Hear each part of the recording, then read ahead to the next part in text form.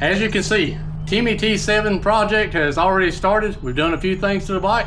Today we're going to be installing a rear rack and a few other parts from NiceCnc, so stay tuned.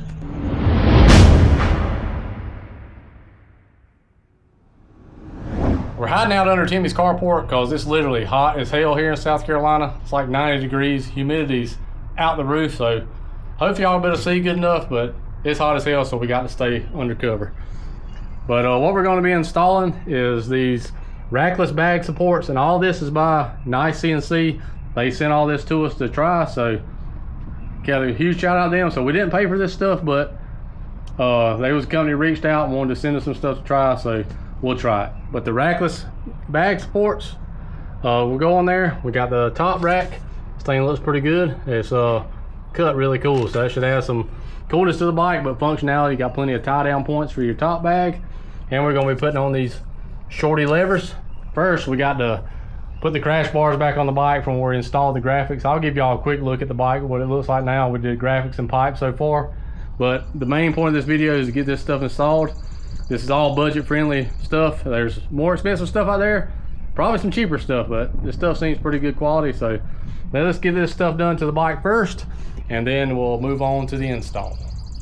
All right, this is your Rackless bag standoff, and this is the support for the back rack.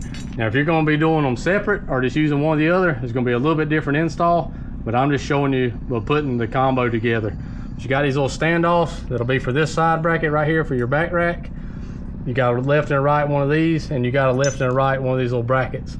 Now, what you're going to do is start off by putting this little bolt and bolting this bracket to this rack first, because you got to take this foot peg mount off.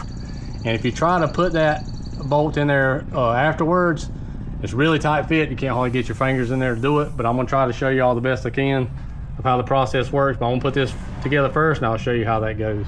All right, like I said, I'll put this piece on first. Just leave it kind of loose, but tighten it up as much as you think you need to. I also put a little washer back here because we found out they're a little bit too close to the plastic down here. We don't want nothing just rubbing a hole in anything.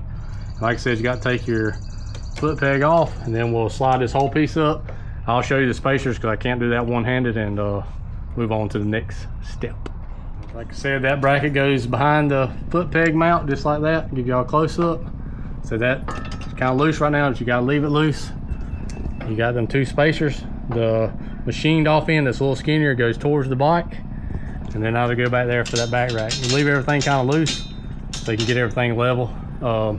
And the reason I'm telling you all this, and there's absolutely zero instructions, so I would say if there's a negative to the NiceCnc parts, get zero instructions, which is pretty kind of self-explanatory really, but that's why I do these type of videos.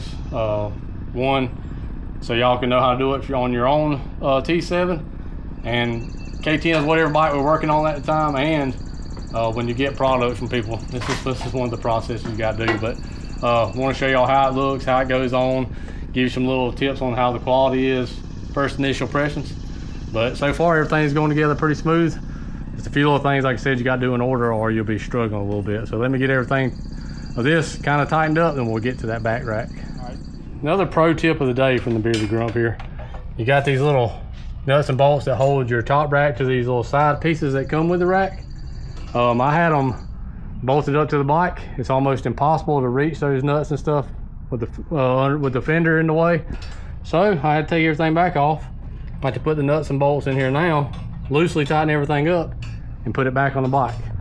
That's the joy of not having instructions. And yes, you can go ahead and say, you know, certain things from certain countries is gonna be that way, I guess. So, but we're making the best of it. It's all going together. We're just having to do a lot of back and forth. So now you won't have to. All right, everything's on there now. Leave everything loose. Put that rack on there first before you put these side pieces on there. I think it looks pretty good. It ain't the best fitting product, I can tell y'all that already.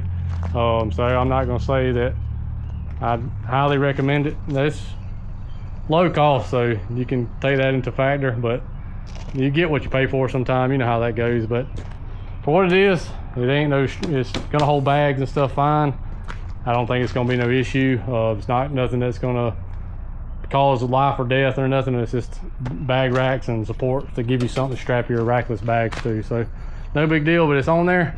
And now I'm gonna move on to putting these levers on there. Pretty straightforward. I'll show you all that the best I can, or tell you what you got to do. But they're gonna look a lot better because that one over there has been cut and this one's bent, so just make it look cleaner. All right, I couldn't hold the camera while I was doing these levers, but it's pretty self-explanatory. Got a little flathead screw right there.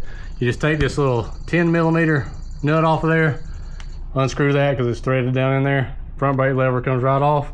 New one goes right on. Just make sure you got your little front brake pump and actuator in there, and don't break that off. It's like a little piece of plastic. You'll see when you're doing it on your own bike, if you do it. The clutch side, it's this old pin there, 10mm bolt under there, and then you just pull the pin out, fold your lever forward, pop your clutch cable out, loosen this all the way up so you got as much slack as possible. Put your new one in, slide it back in there, and then readjust your clutch as needed. But feels pretty good, and you got reach adjustment on the front brake and the clutch right there. You can go that far out, or you can go even further in.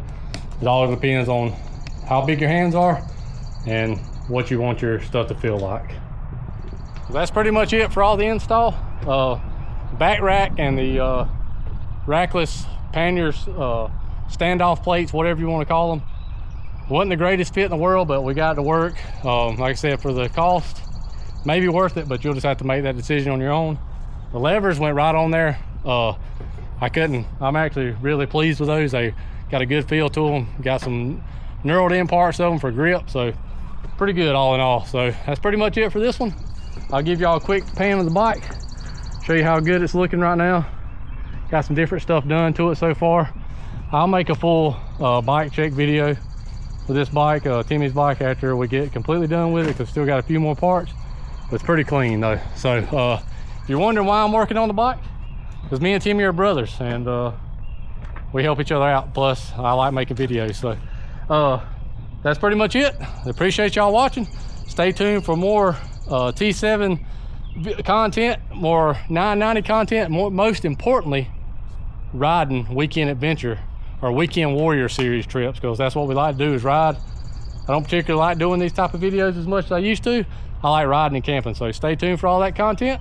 And as always, appreciate y'all watching. If you hadn't already, hammer the shit out of that subscribe button and that notification bell so you'll be alerted when new content comes out. We'll see y'all in the next one. Oh, she's clean. Look at that fresh T7 coming down the pike. Look at that thing. I've had a few people ask me if I had the death wobble or any kind of wobble or vibration out of a Motos dual venture front tire. Well, this is on the interstate running 82 miles an hour.